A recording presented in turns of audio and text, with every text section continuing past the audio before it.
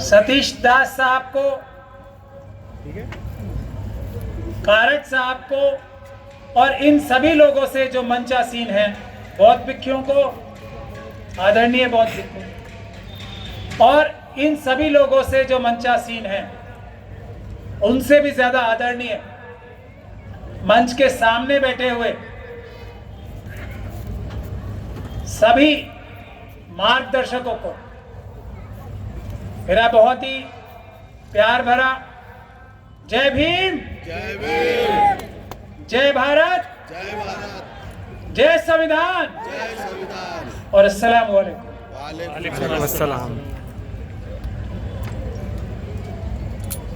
साथियों, ईमान वाले अंबेडकरवादियों ने हमारे देशवासियों से कुछ वादे किए, तो मैं जिस भी जगह जाता हूं तो अपनी रिपोर्ट कार्ड, क्योंकि मैं अपने आप को एक ईमान वाला अंबेडकरवादी मानता हूं, तो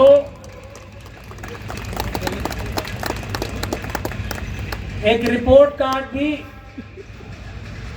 और क्योंकि बाबा साहब डॉक्टर भीमराव अंबेडकर के संविधान से एक एडवोकेट के रूप में मैं भी शक्ति प्राप्त करता हूं, तो मैं भी जनता का नौकर हूं। तो एक नौकर का फर्ज होता है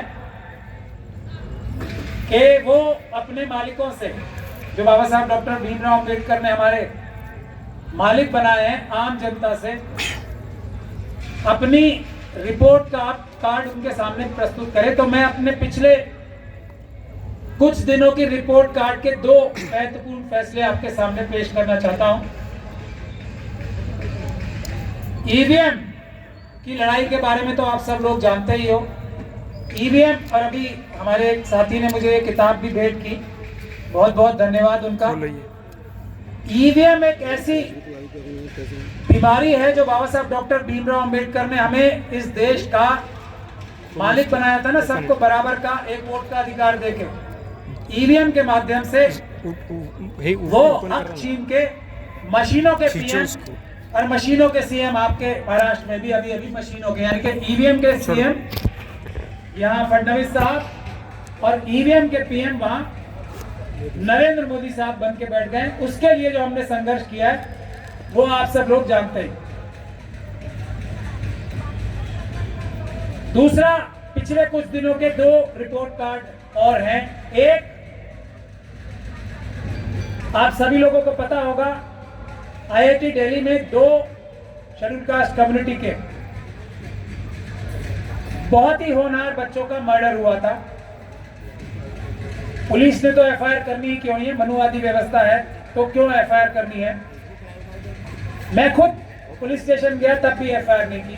हाईकोर्ट गए, हाईकोर्ट ने भी एफआईआर मना कर दी।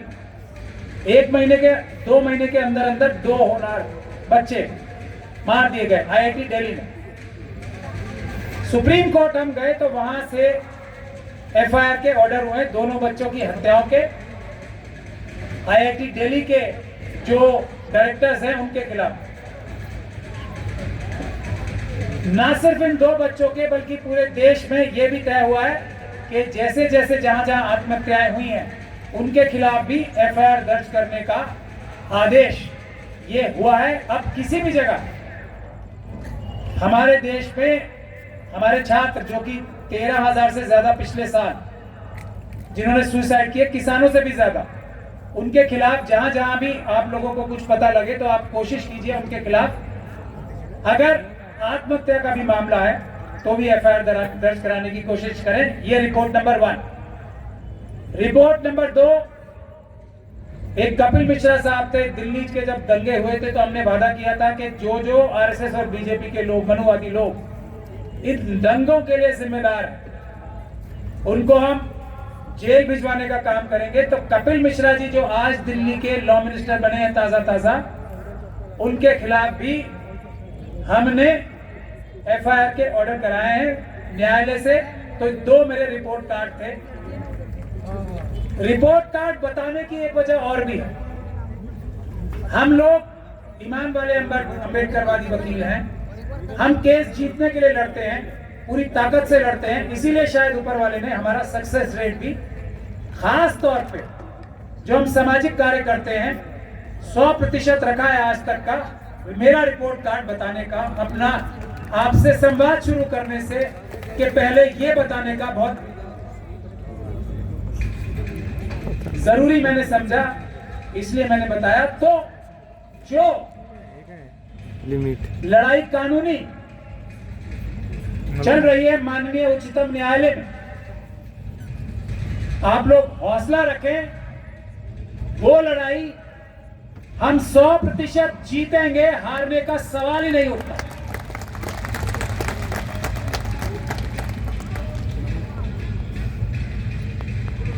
इसीलिए मैंने अपना रिपोर्ट कार्ड भी पेश किया था कि हम लोग जो कहते हैं वो करते हैं।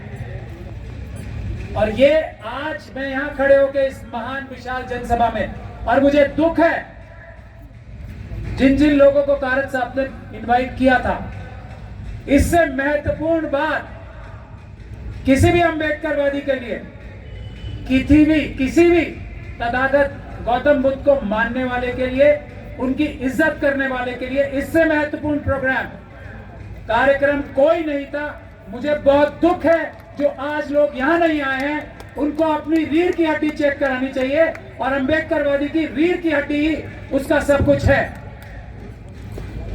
नागपुर के प्रोग्राम में, अगर इतने बड़े प्रोग्राम में, इतने महत्वपूर्ण प्रोग्राम में जिससे संविधान बचेगा, बाबा साहब ने बौद्ध धर्म अपनाया था, तो बौद्ध क्या की तकलीफ लेके क्या इस दुनिया से नहीं गए होंगे वो?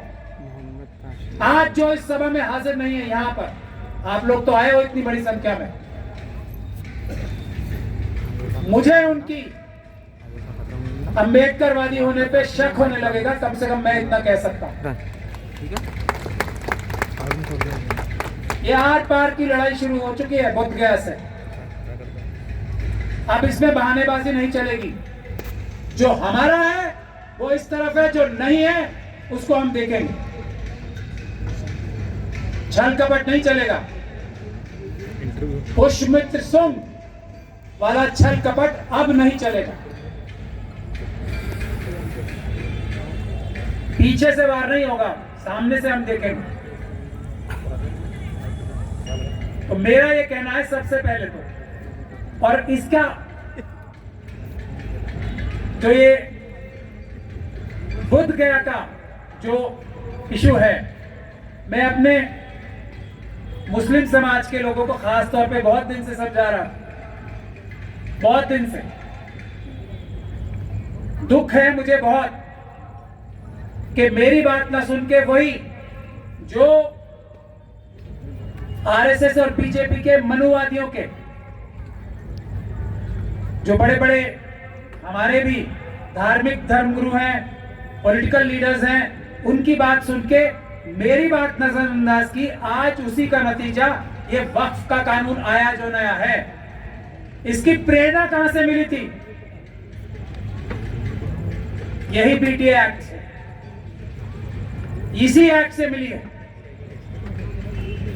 तो अगर एक नहीं होगे तो अंजाम यही होगा। आज नहीं तो कल सभी का यही होगा। एक तो मैं ये संदेश लेके आया हूं आज, मैं अपने मुस्लिम समाज के लोगों से, अभी क्रिश्चियंस का भी नंबर आ गया, ऑलरेडी डिसाइड कर दिया, उन्होंने डिक्लेयर कर दिया।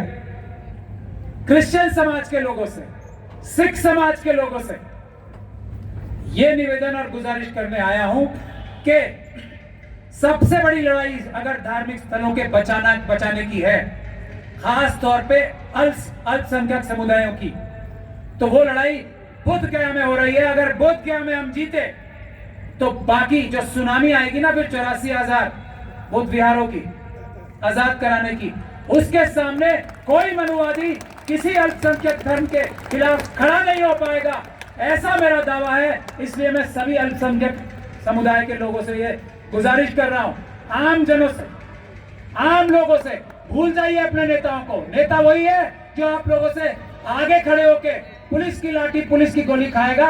नेता वही है जो जेल जाने के लिए आपसे पहले खड़ा होगा, वरना कोई नेता नहीं है हमारा। सीधी सीधी बात है।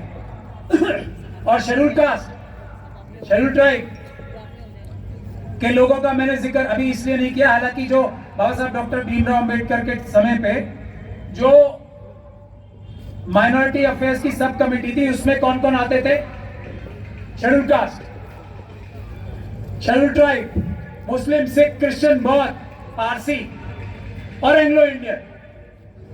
तो ये माइनॉरिटी की जो मैंने आपको अभी ग्रुप्स बताए हैं, इसकी आज की तारीख में अगर पाकिस्तान नहीं बनता, अगर देश का विभाजन नहीं होता, और देश का विभाजन होने की एक ही वजह थी सिर्फ, जो वजह आज तक ज्यादातर लोग बता ही नहीं पाते, बहुत कम लोग बताते हैं।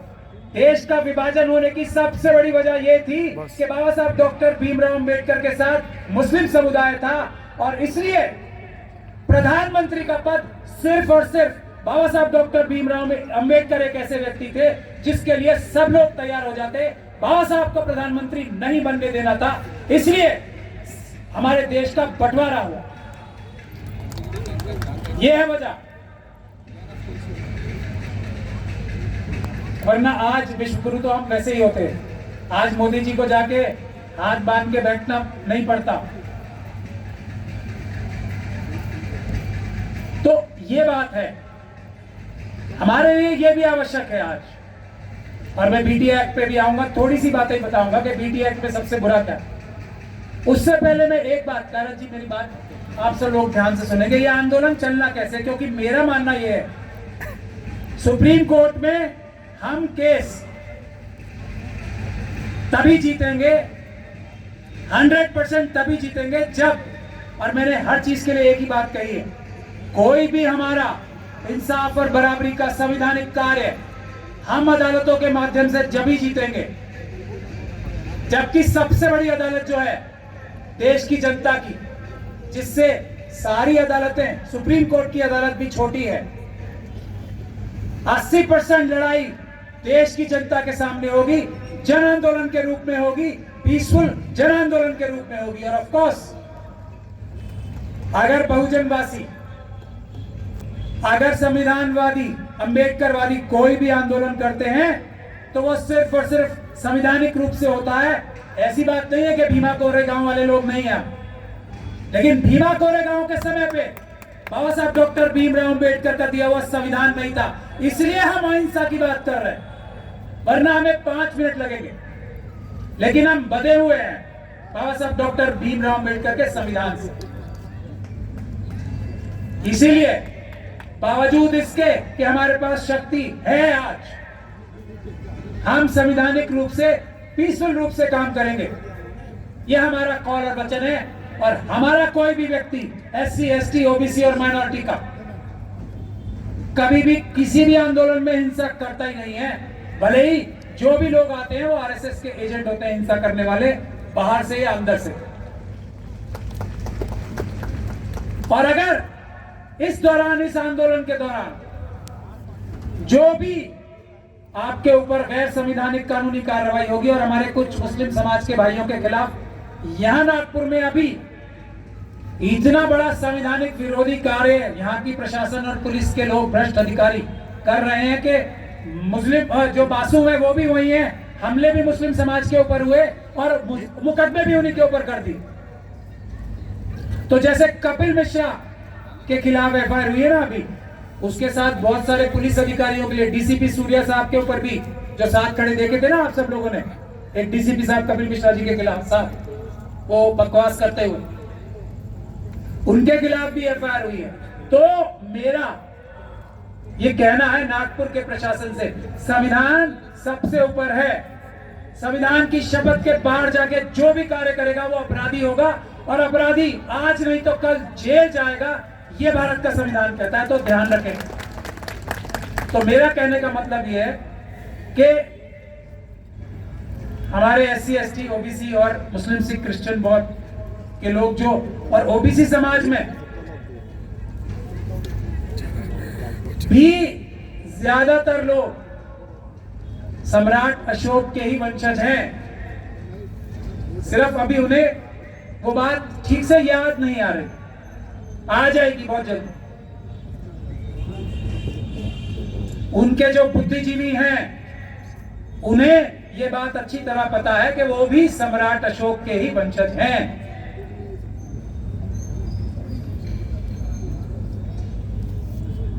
तो मेरा ये कहना है कि आप लोगों के खिलाफ जो भी झूठे मुकदमे होंगे, कानूनी कार्रवाई होगी, उसके लिए वकीलों की टीम, यहाँ स्मिता जी भी बैठी हैं और बाकी वकील भी बैठे हैं, हम दिन रात एक करके आपको संविधान का कवच पहना के रखेंगे। तो आंदोलन से बिल्कुल भी पीछे नहीं हटना है। आंदोलन तो होना ही है, सबसे बड़ा आंदोलन होना ही है। और यह आंदोलन शेड्यूल कास्ट कम्युनिटी के साथ मिलकर होना है। और उसकी भी एक वजह है, मैं बड़ी वजह बता दूं आपको। बुद्ध समाज के जो सेंसस है ना, अगर असली संख्या सामने आ जाए तो यह संख्या उस संख्या से मेरे ख्याल से इतनी ज्यादा होगी कि मनुवादी मानसिकता को फिर नींद ही आनी खत्म हो जाएगी। अभी तो नजर नहीं आता है कितने लोग बुद्ध समाज को मानने वाले, हमारे बुद्धिज्म को मानने वाले हमारे देश में। तो एक तो अभी कोई संख्या की बात कर रहा था कम, तो मैं ये निवेदन करना चाहता हूं कि जो संख्या आपकी है, जो सेंसस में नजर आती है, उससे आप सब लोग बड़ी अच्छी तरीके से जानते हो, ईमानदारी से सेंसस होगा और होगा, इस बार हम इंश्योर करेंगे। तो बुद्ध समाज की जो जनसंख्या है वो उससे कहीं ज्यादा है। और आप लोगों को यह समझना चाहिए कि चाहे इस्लाम धर्म हो, चाहे क्रिश्चियन धर्म हो, चाहे सिख धर्म हो, चाहे हमारे जितने भी महापुरुष गुजरे, और इस्लाम धर्म में तो यह साफ लिखा हुआ है कि प्रॉफेट मोहम्मद से भी पहले दूसरे भी महापुरुष आए हैं। और निश्चित रूप से तथागत गौतम बुद्ध प्रॉफेट मोहम्मद से पहले आए थे। तो हम सब लोग तो जो सोशल मैसेज ये सब लोग लेके आए थे, कबीर दास साहब हो, रायदास साहब हो, रविदास साहब हो, गुरु नानक देव हो, इन सब का वो एक ही सोशल मैसेज जो बाबा साहब डॉक्टर भीमराव अंबेडकर ने हमारे संविधान के प्रीएम्बल में ही लिखा हुआ है। इंसाफ, बराबरी, इज्जत, बंधुता सबके लिए। हम सभी उस तरीके से तथागत गौतम बुद्ध के प्रशंसक हैं, उनके मानने वाले हैं। ये बात हम सब हैं आपके साथ, और ये लड़ाई सबकी है।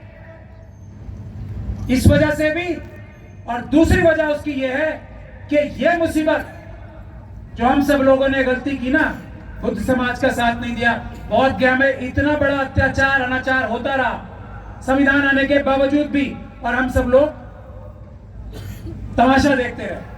मुस्लिम भी, क्रिश्चियन भी, सिख भी, बौद्ध भी।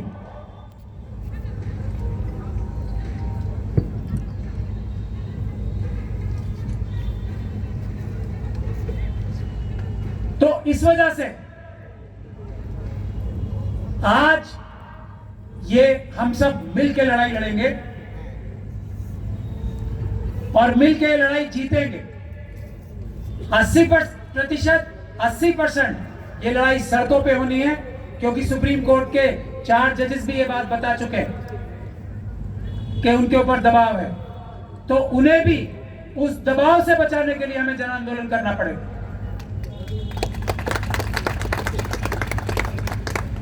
अभी बनते सुमित्र ने तो हमें अप्रोच किया है सुप्रीम कोर्ट में जाने के लिए, कुछ और लोग भी अप्रोच कर रहे हैं। हम बहुत ही मजबूत पिटीशन बनाएंगे पूरे तथ्यात्मक रूप से, क्योंकि मेहनत करके जाना पड़ता है हमारे लोगों को। मेहनत किए बगैर आधी कच्ची आधी पक्की पिटीशन लेके जाएंगे तो उससे नुकसान ही होगा। तो हम पूरी ताकत लगा के बेस्ट पिटीशन बना के, जो सुप्रीम कोर्ट में पिटीशन चल रही है उसमें इंटरवेंशन डाल रहे हैं। ये मैं आपकी जानकारी के लिए बता रहा हूं, और आप सब लोग आंदोलन के लिए तैयार हो जाओ। एक खुशखबरी और है आंदोलन के विषय में ही, कि हमारे देश के आज के माइनॉरिटी अफेयर्स मिनिस्टर, जो वक्फ का कानून बहुत लंबे समय तक लंबे भाषण देके देश के सामने प्रस्तुत कर रहे थे संविधान के विरुद्ध जाके। उनका नाम है किरण, आप ही नहीं, मुझे मालूम है, मैं कह रहा हूं उससे पहले सामने से आया, किरण रिजिजू साहब, जो किस धर्म के मानने वाले हैं? बौद्ध धर्म। ये बात शायद आपको नहीं पता होगी, वो बुद्ध धर्म के मानने वाले हैं।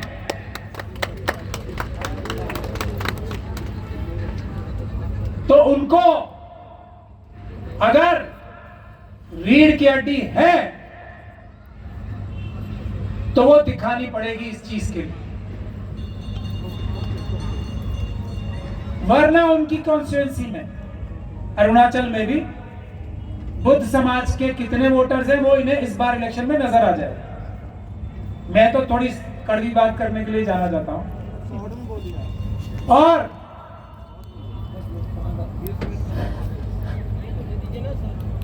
और अब हम ये आंदोलन अगर होना है तो दिल्ली में किरण रिजिजू साहब के घर के बाहर भी ये आंदोलन बेशक होना है। एक मजबूत आंदोलन, एक प्रदर्शन तो उनके घर के बाहर भी होना है। सगळ्यात खालचा लावते माहित मुझे अभी जाना भी है जल्दी, मेरी फ्लाइट का भी समय है। त्यामध्ये जे आहे ना काळावाला त्याच्या खाली बातें तो बहुत कहने की हैं लेकिन